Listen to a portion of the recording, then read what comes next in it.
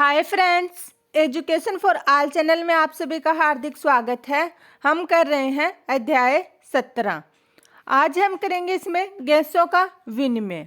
शुरू करते हैं आज की क्लास। कूपिकाएं गैसों के विनिमय के लिए प्राथमिक स्थल होती है। क्या कहा गया है कि जो कूपिकाएं हैं वो गैसों के विनिमय के लिए प्राथमिक स्थल है। गैसों का विनिमय रक्त और ऊतकों के बीच भी होता है। मतलब रक्त में जो रक्त धमनियों में जो रक्त बहता है उनमें और जो ऊतकों में बीच में क्या होता है, गैसों का विनिमय होता है। इन स्थलों पर ऑक्सीजन और कार्बन डाइऑक्साइड का विनिमय दाब अथवा सांद्रता प्रवणता के आधार पर सरल विसरण द्वारा होता है। क्या कहा गया है कि इन स्थलों पर ऑक्सीजन और कार्बन डाइऑक्साइड का विनिमय दाब अथवा सांद्रता प्रवणता के आधार पर सरल विसरण द्वारा होता है। गैसों की घुलनशीलता के साथ साथ विसरण में सम्मिलित झिल्लियों की मोटाई भी विसरण की दर को प्रभावित करने वाले कुछ महत्वपूर्ण घटक है। आगे देखते हैं।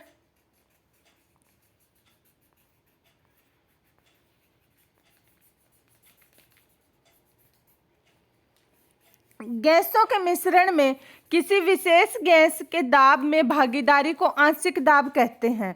उसे ऑक्सीजन तथा कार्बन डाइऑक्साइड के लिए क्रमशः PO2 तथा PCO2 द्वारा दर्शाते हैं। ये P क्या है? प्रेशर। प्रेशर किसको दर्शाता है? दाब को। वायुमंडलीय वायु और दोनों विसरण स्थलों में इन दोनों गैसों के आंशिक दाब तालिका 17.1 और चित्र 17.3 में दर्शाए गए हैं। देखते हैं ये क्या है।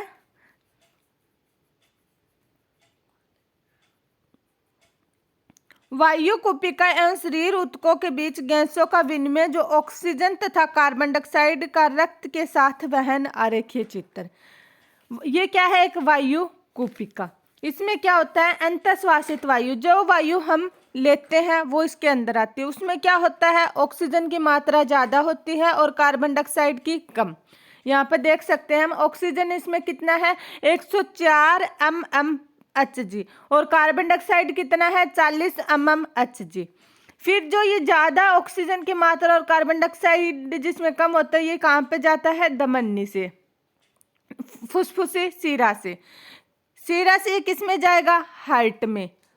हार्ट से आगे ये क्या होगा? फिर जाएगा सिस्टमैटिक धमनी ऑक्सीकृत रक्त वहन करते हुए ये जाएगा ऊतकों की तरफ।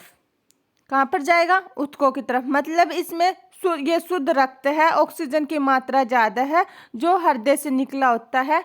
इसमें क्या होगा? ऑक्सीजन की मात्रा 95 और कार्बन डाइऑक्साइड की 40 mmHg। फिर इसके बाद ये ऊतकों से जब ऊतकों के कार्बन डाइऑक्साइड रक्त में मिल जाती है तो ये क्या जाएगा? सिस्टमैटिक शिरा विऑक्सीकृत रक्त वहन करते हुए यहाँ पर कार्बन डाइऑक्साइड की मात्रा ज्यादा हो गई और ऑक्सीजन की कम हो गई। ऑक्सीजन कितना हो गया? 40 और कार्बन डाइऑक्साइड 45 mmHg। फिर से ये रक्त की तरफ जाता है और फिर से ये हृदय की तरफ जाता है। हृदय से फेफड़ों की ओर होते हुए ये फिर क्या हो जाता है? वापस बाहर निकल जाता है। निश्वासित वायु बोलते हैं जिसको। ये क्या है? एक गैसों का परिवहन चक्कर। आगे देखते हैं।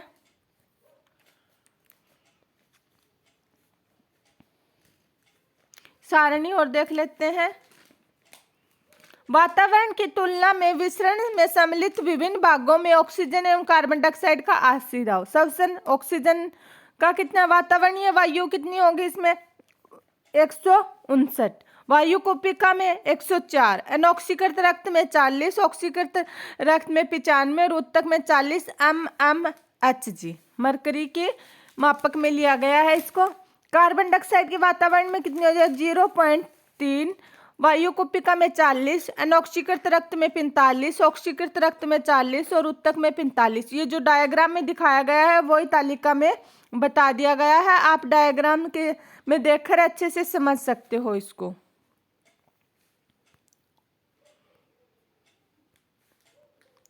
सारणी में दिए गए आंकड़े स्पष्ट रूप से कोशिकाओं से रक्त और रक्त से ऊतकों में ऑक्सीजन के लिए सांद्रता प्रवणता का संकेत देते हैं। इसी प्रकार कार्बन डाइऑक्साइड के लिए विपरीत दिशा में प्रवणता दर्शाई गई है, अर्थात ऊतकों से रक्त और रक्त से कोशिकाओं की तरफ। चूंकि कार्बन डाइऑक्साइड की घुलनशीलता ऑक्सीजन की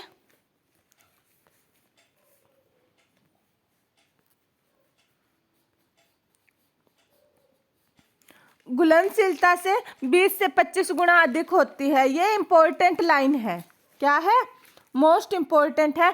जो अपनी कार्बन डाइऑक्साइड की घुलनशीलता है वो ऑक्सीजन के कंपेयर में कितनी होती है? 20 से 25 गुना। कितनी? 20 से 25 गुना। अंतःविसरण झिल्लिका में से प्रति इकाई आंशिक दाब के अंतर की विसरित होने वाली कार्बन डाइऑक्साइड की मात्रा ऑक्सीजन की तुलना में बहुत अधिक होती है। विसरण झिल्लिका मुख्य रूप से 3 सतरों की बनी होती है। चित्र 17.4 में देखते हैं।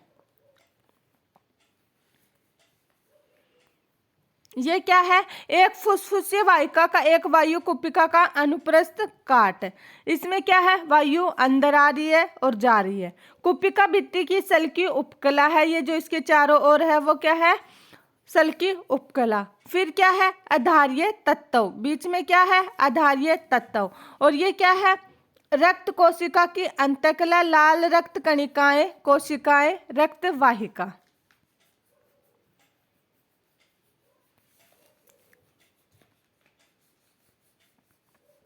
यथा कुपिका की पतली सल की उपकला, सल की एपिथेलियम, कुपिकाओं की कोशिकाओं की अंतःकला और उनके बीच स्थित आधारी तत्व जो कि एक पतली आधारीय झिल्लिका की बनी होती है, तथा सहायक सल की उपकला, आधारीय झिल्लिका और रक्त कोशिकाओं की अंतःकला की एकल परत द्वारा घिरी रहती है। फिर भी इनकी कुल मोटाई 1 मिलीलीटर से बहुत कम होती है।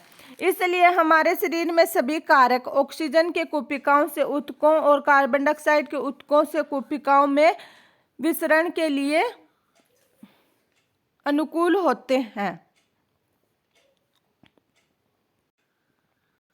आगे है गैसों का परिवहन, ट्रांसपोर्ट ऑफ गैसेज। ऑक्सीजन और कार्बन डाइऑक्साइड के परिवहन का माध्यम रक्त होता है।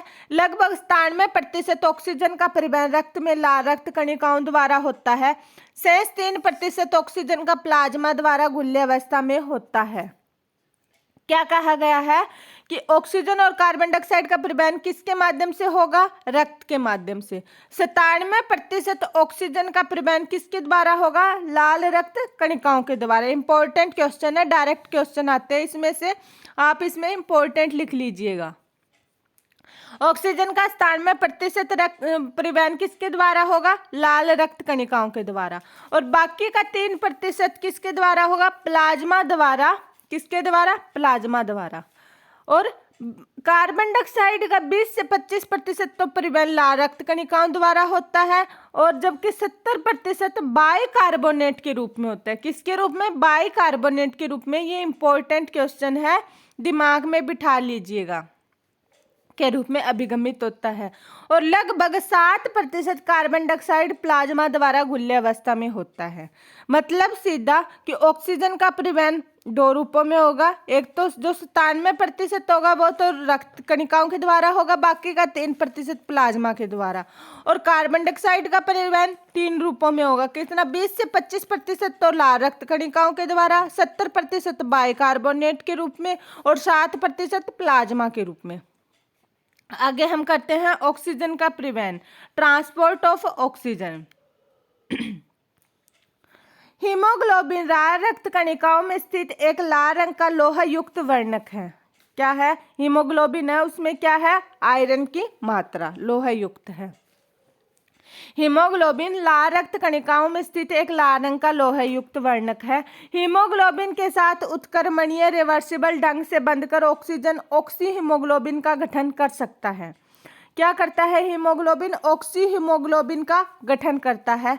प्रत्येक हीमोग्लोबिन अणु अधिकतम 4 ऑक्सीजन अणुओं के वहन कर सकते हैं। हीमोग्लोबिन के साथ ऑक्सीजन का बंधना प्राथमिक तौर पर ऑक्सीजन के आंशिक दाब से संबंधित है। कार्बन डाइऑक्साइड का आंशिक दाब हाइड्रोजन आयन सांद्रता और तापक्रम के अन्य कुछ कारक हैं। क्या कहा गया है? कार्बन डाइऑक्साइड का आंशिक दाब, हाइड्रोजन आयन सांद्रता और तापक्रम के कुछ अन्य कारक है जो इस बंधन को बाधित कर सकते हैं। हीमोग्लोबिन के ऑक्सीजन से प्रतिशत संतृप्ति को पी ऑक्सीजन के सापेक्ष आलेखित करने पर सिग्मांक वर्ग सिग्मोइड कर्व प्राप्त होता है।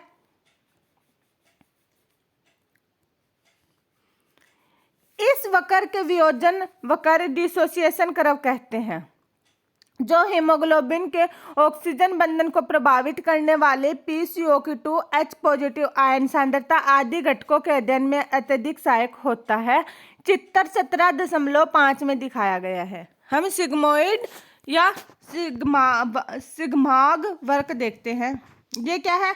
ऑक्सीजन हीमोग्लोबिन का वियोजन वक्र। ऑक्सीजन के साथ हीमोग्लोबिन का संतृप्त प्रतिशत क्या है कि जैसे जैसे ऑक्सीजन है ना हीमोग्लोबिन के साथ घुलती है तो ये वक्र बढ़ता जाता है, लेकिन जब 100% घुल जाती है तो संतृप्त हो जाती है और उसका वक्र क्या हो जाता है? स्थिर हो जाता है। क्या हो जाता है? स्थिर। मतलब जब तक वो घुलने की उसकी मात्रा कम होती है तो वो बढ़ती जाती है, लेकिन 100% एक स्थिति पर आकर वो क्या हो जाती है? तृप्त हो जाती है और स्थिर हो जाता है उसका घुलना। आगे देखते हैं। कुपिकाओं में जहां उच्च PO2, निम्न PCO2, कम H पॉजिटिव सांद्रता और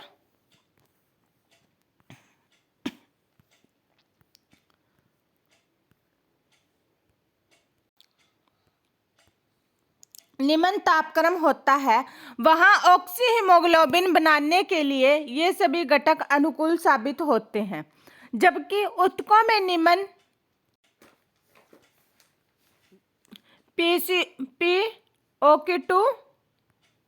PCO2, उच्च H पॉजिटिव सांद्रता और उच्च तापक्रम की स्थितियां ऑक्सी हीमोग्लोबिन से ऑक्सीजन के वियोजन के लिए अनुकूल होती है। इससे स्पष्ट है कि ऑक्सी हीमोग्लोबिन से फेफड़ों की सतह पर बंधता है और ऊतकों में वियोजित हो जाती है।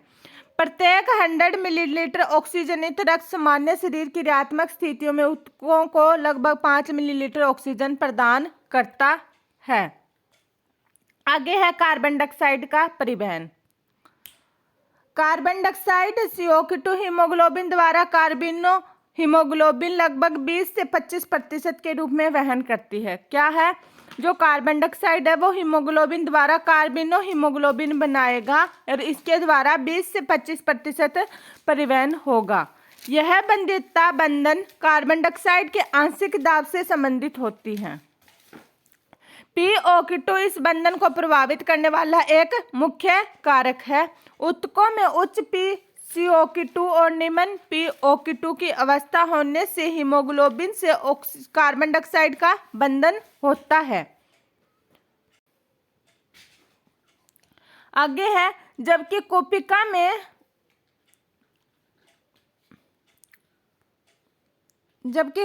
में जहां PCO2 निम्न और PO2 उच्च होता है, कार्बिनो हीमोग्लोबिन से कार्बन डाइऑक्साइड का वियोजन होने लगता है, अर्थात ऊतकों में हीमोग्लोबिन से बंधित कार्बन डाइऑक्साइड कोशिका में मुक्त हो जाती है। एंजाइम कार्बोनिक एनहाइड्रेस की सांद्रता लाल रक्त कणिकाओं में उच्च और प्लाज्मा में अल्प होती है। क्या कहा गया है? जो एंजाइम है कार्बोनिक एनहाइड्रेस, उसकी लाल रक्त कणिकाओं में तो मात्रा ज्यादा होती है और प्लाज्मा में क्या होती है? कम होती है। इस एंजाइम से निम्नलिखित प्रतिक्रिया दोनों दिशाओं में सुगम होती है, जैसे carbon dioxide plus water carbonic anhydrase की प्रेजेंस में हाइड्रोकार्बोनेट बनाता है H2CO3 और H2CO3 से कार्बनिक एनहाइड्रेस से क्या बनाएगा? Carbon dioxide plus H2O। ऐसे ही H2CO3 से कार्बनिक एनहाइड्रेस से क्या बनाएगा? HCO3 negative plus H positive ion और HCO3 negative plus H positive ion से क्या बनाएगा? H2CO3 कार्बनिक एनहाइड्रेस की प्रेजेंस में। आगे देखते हैं।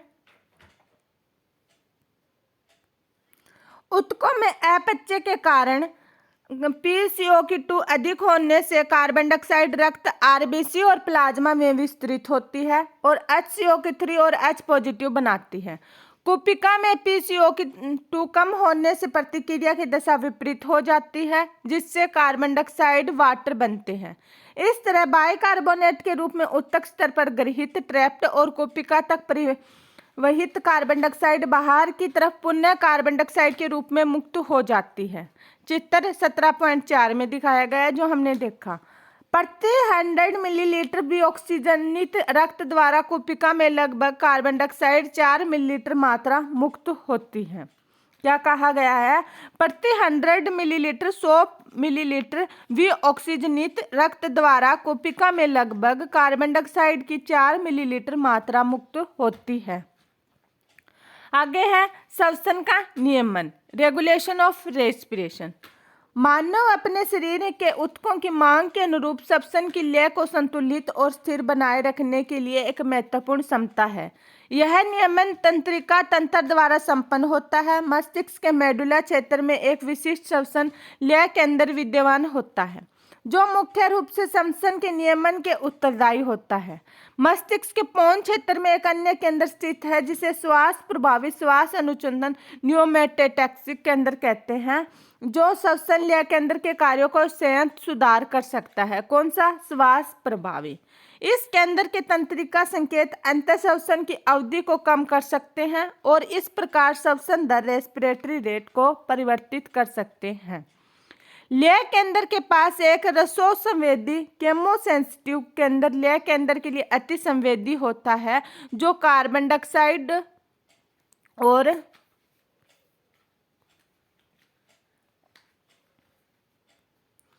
हाइड्रोजन आयन के लिए अति संवेदी होता है।